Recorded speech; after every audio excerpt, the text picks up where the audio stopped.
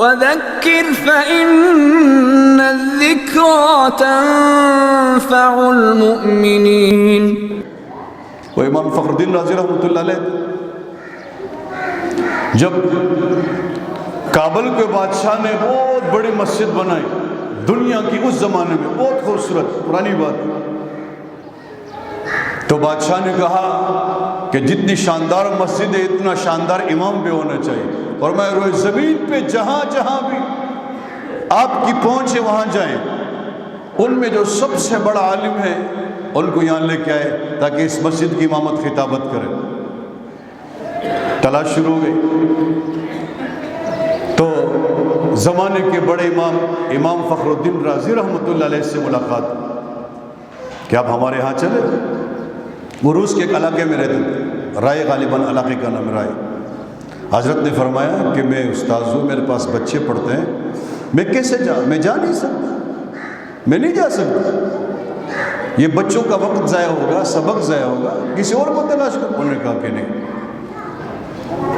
انہوں نے کہا کہ اگر بچوں کی پڑھائی کا مسئلہ ہے تو بچوں کو بھی ساتھ لے جاؤ، بادشاہ کا حکم ہے، ہم خالی جائیں گے ہماری خیر نہیں ہو، ہمیں ان کو ساتھ لے جانا پڑے گا، طلباء کو، اوار قسم کی سوجا آپ وہاں پڑھیں گے جب تک آپ وہاں ہیں، بلکہ یہ بھی کہہ دیا کہ چلو کم سے کم افتتاح کے لیے تو چلو افتتاح کے لیے بسم اللہ کرو پھر واپس آ جاؤ۔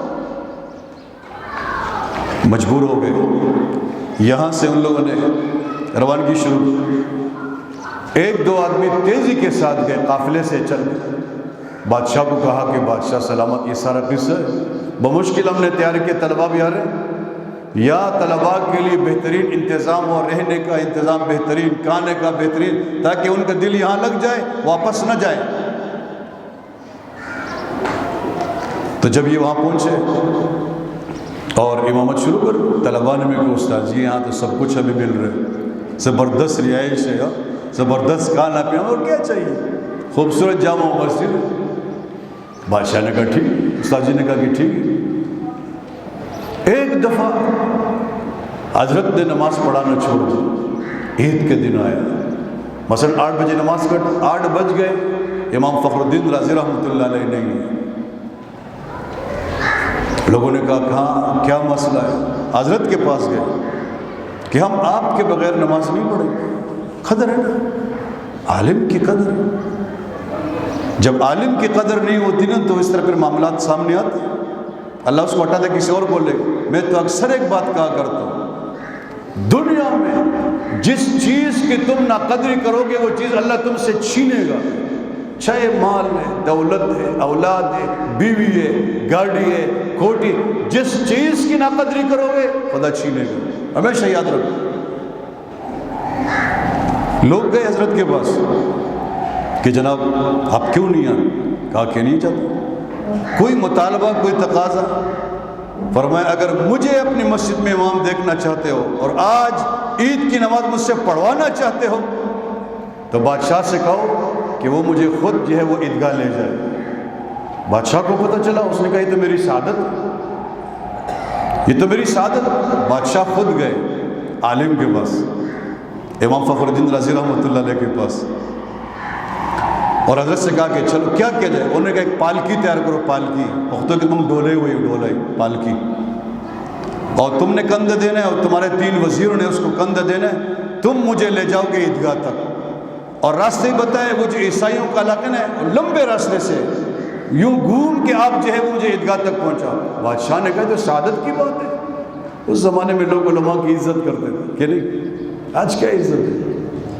آج نہیں کرتے، کبھی سیاست کا لیبل لگاتے ہیں سیاسی ہے، کبھی کہتے ہیں جذباتی ہے، کبھی کہتے ہیں بچہ ہے، کبھی کیوں ذلیل ہو رہے، رسوا ہو رہے۔ تو بادشاہ نے کندھے دیا، ان کے 3 وزیروں عیسائیوں کے علاقے سے جا رہے تھے، عیسائیوں نے دیکھا، یہ افغانستان کی بات میں کہا، پرانی بات ہے، تو انہوں نے کہا کہ ایک عالم کی اتنی قدر، ایک عالم کی اس قدر کے بادشاہ اس کو پالکی میں لے جا رہے ہیں، وزیر لے جا رہے ہیں، پورا علاقہ مسلمان ہو گیا، پوری بستی مسلمان۔ جب عیدگاہ پہنچے تو عیدگاہ میں پاؤں رکھنے کی جگہ نہیں تھی، لوگ گلیوں میں کھڑے ہو گئے، تو امام فخر الدین رازی رحمۃ اللہ علیہ نے فرمایا